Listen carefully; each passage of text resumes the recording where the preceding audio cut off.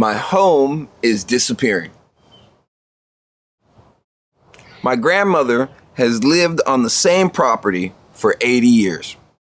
Her son, my uncle, tells me of a spring he would drink from in the hot summers of his childhood in the woods behind her house. But it dried up decades ago. The woods are still there, but they're shrinking. I used to explore them, finding thrill and delight in the wildlife that perched high in the trees. I hid in the shadows of the shrubs, and I hopped around on the tropical terrain of her backyard. We were country folk, and though we didn't have much money, we had the wealth of nature all around us. For those who have never lived off the land, the value of nature may not be easily understood. So, let me explain. The Southern family my Caribbean mother and I were adopted into comes from a history of economic challenge. I remember driving my grandmother around the local historic downtown on the other side of our town a couple years ago. The quaint lakeside district is colorful and clean, and though it's now welcome to all, my grandmother remarked from the car, "I used to work all around these parts to make a day's pay. But colored people weren't allowed in any of these stores."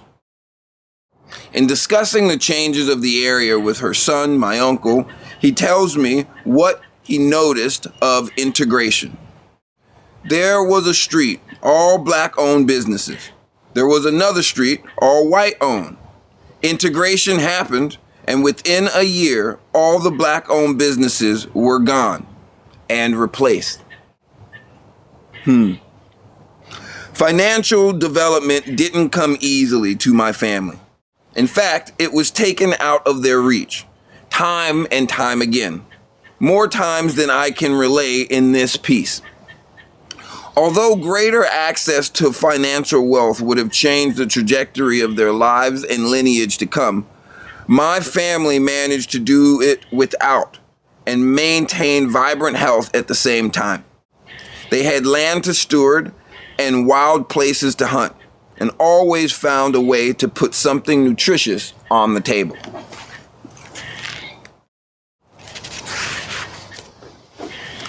I enjoyed our backcountry meals, but I learned to keep our menus to myself at school. Apparently, it wasn't normal to eat turtles and possums and raccoons, even if they provided sustenance and maintained all their wild nutrition. There was a spiritual element to our food preparation that my grocery shopping counterparts didn't seem to have. Hunting does not need to be meaningless and cruel, and for us, it wasn't. Hunting meant observing the land and knowing the mating patterns of animals, how they migrated, and what we could hunt without provoking ecological imbalance. It connected us to the land and taught us to respect our place in it. My uncles taught me to ceremoniously prepare game the way they had been taught. The rituals passed down from their native heritage. I learned everything, every part of the animal had a purpose, and there was no waste produced in our process. I was among the very last of the community to live like this, the last generation to learn the old ways.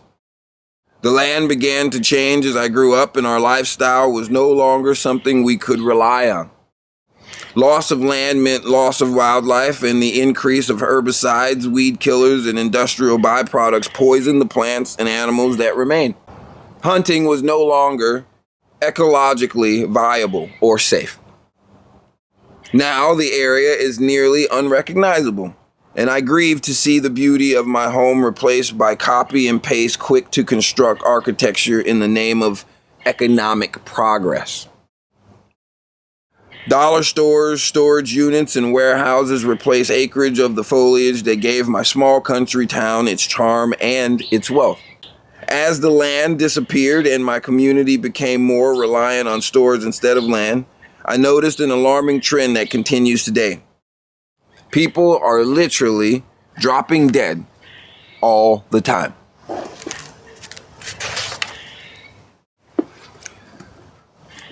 The community is shrinking as heart attacks, strokes, chronic illness, and cancer become conditions we've come to talk about casually.